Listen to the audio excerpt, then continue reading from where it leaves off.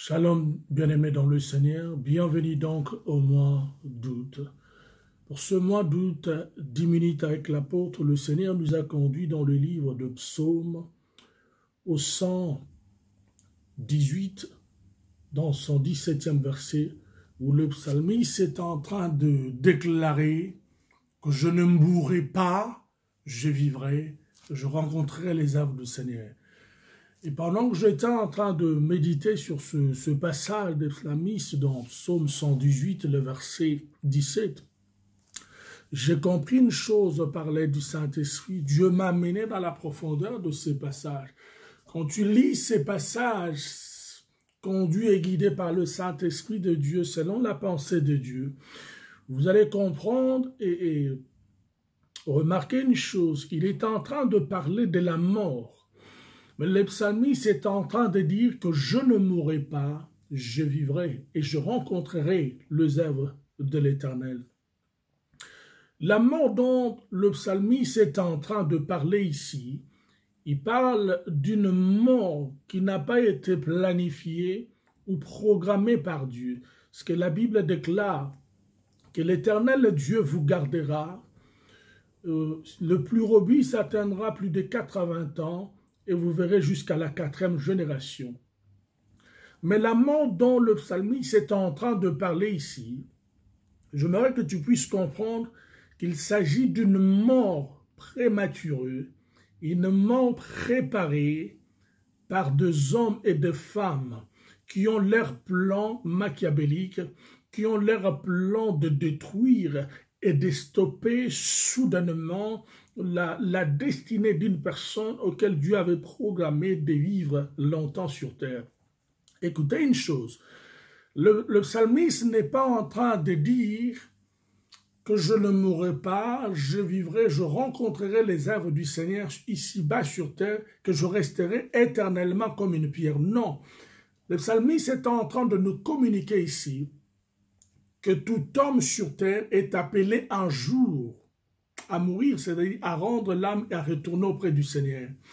Mais la mort dont le psalmiste insiste ici, c'est une mort calculée, prématurée, préparée par la mauvaise foi de gens qui ont signé des alliances dans de maisons occultes, qui ont des alliances avec des maisons mystiques pour leurs sacrifices, pour leur montée en grade.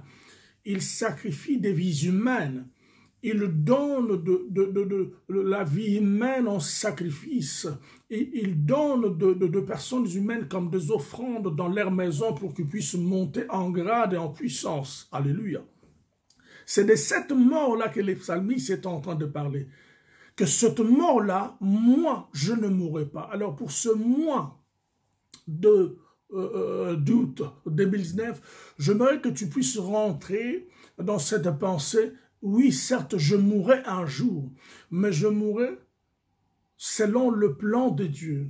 Je vais mourir selon ce que Dieu a planifié. Quand j'aurai fini ma mission sur terre, quand j'aurai accompli la mission auquel le Seigneur m'avait envoyé ici-bas sur terre, c'est à ce moment-là que le Seigneur va me répondre. Mais ça sera après que je puisse voir 4 de mes générations accomplir ma mission, comme la Bible est en train de déclarer.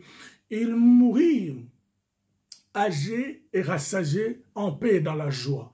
Mais ce mois d'août, je veux que toi et moi, tu puisses dire, quelle que soit la forme de la mort. Vous savez, la mort a plusieurs facettes.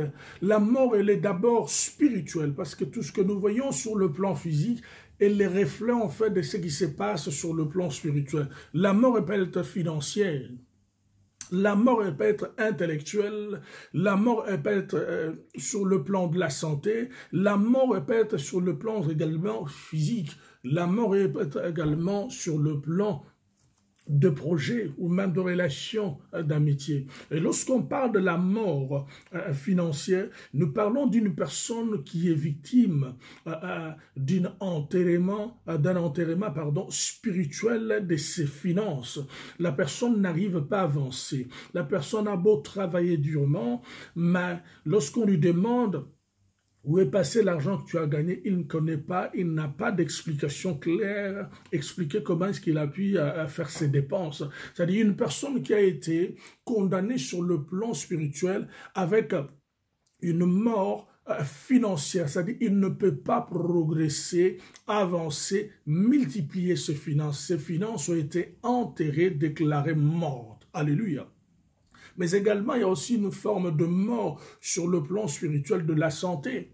Quand une personne n'a que des maladies bizarres, des maladies compliquées, on ne comprend pas la source, ces maladies-là ne fait que tourmenter et troubler sa santé physique. Cette personne, sur une année, on a 12 mois, elle peut être en bonne santé peut-être pendant 1 mois. Le reste de mois, c'est-à-dire 11 mois, durant toute l'année, la personne est tellement malade qu'elle ne peut même pas travailler, qu'elle ne peut même pas aller faire de formation, qu'elle ne peut même pas aller faire quoi que ce soit pour avancer, c'est-à-dire sur le plan de sa santé physique.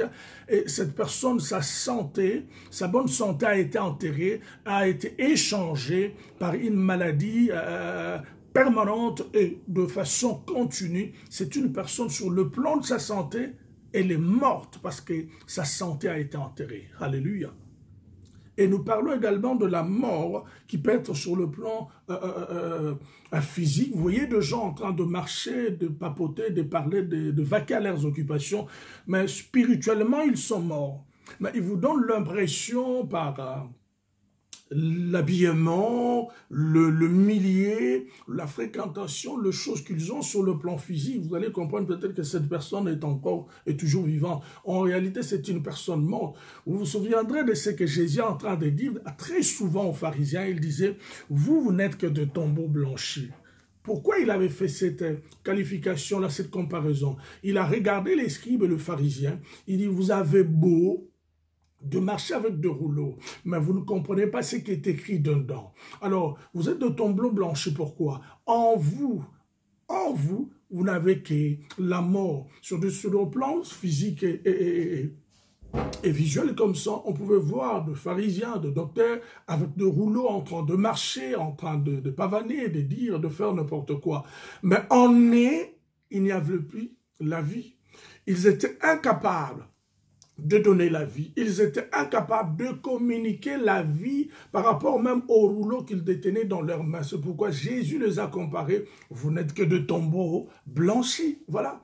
Alors, de nos jours également, il y a des personnes qui sont dans l'incapacité de communiquer la vie. Dans leurs relations, les relations n'aboutissent pas. Dans leur commerce, dans leur business, rien n'avance. Dans leurs études, rien n'avance. Dans leur mariage, rien n'avance. Parce que quelque part, la mort spirituelle a été déjà programmée, a pris place, est en train de régner. Alors j'aimerais que pour ce mois d'août, en lisant ce passage de Psalmiste dans Psaume 118, le verset 17, que tu puisses déclarer que je ne mourrai pas, je vivrai. Je rencontrerai les œuvres de l'Éternel. Lorsqu'il parle que je ne vais pas mourir, c'est-à-dire que je vais rester vivant ou vivante, jusqu'à ce que je puisse expérimenter la bonté de Dieu, l'amour de Dieu, la grâce de Dieu, mais également la miséricorde de Dieu. Lorsque j'aurai expérimenté ces choses, lorsque j'aurai atteint l'objectif de la mission que le Dieu m'avait envoyé sur terre, pas comme un spectateur, pas comme un touriste, mais comme un acteur qui va participer, achever et atteindre son but, mais aussi accomplir sa mission. Je veux témoigner maintenant les œuvres de l'Éternel. C'est quoi les œuvres de l'Éternel? C'est-à-dire les choses auxquelles Dieu va réaliser en moi, les choses auxquelles Dieu va réaliser dans ma vie, une sorte de témoignage. C'est-à-dire, en d'autres termes, je ne veux pas mourir. Je vais témoigner l'amour de Dieu. Je vais témoigner la gloire de Dieu. Je vais témoigner la main puissante de Dieu. Comment est-ce que Dieu-là, ce Dieu-là, a été capable d'opérer des choses auxquelles l'œil n'a pas vu et l'oreille n'a pas entendu. Ce sont des choses auxquelles que Dieu t'appelle. Dieu m'appelle de témoigner son amour, sa bonté, sa grâce et sa fidélité, parce que c'est un Dieu qui est derrière sa parole pour l'accomplir. Alors témoigne pour ce mois d'août que tu ne mourras pas. Tu es vivant, également vivante, tu témoigneras les bonnes choses de Dieu. Laisse que Dieu puisse te visiter pour ce mois d'août 2019 et que tu témoignes l'amour de Dieu, que tu témoignes la bonté de Dieu. Ne meurs pas avant ton temps, reste en vie, que l'Éternel te garde, te protège, que l'Éternel te fasse du bien.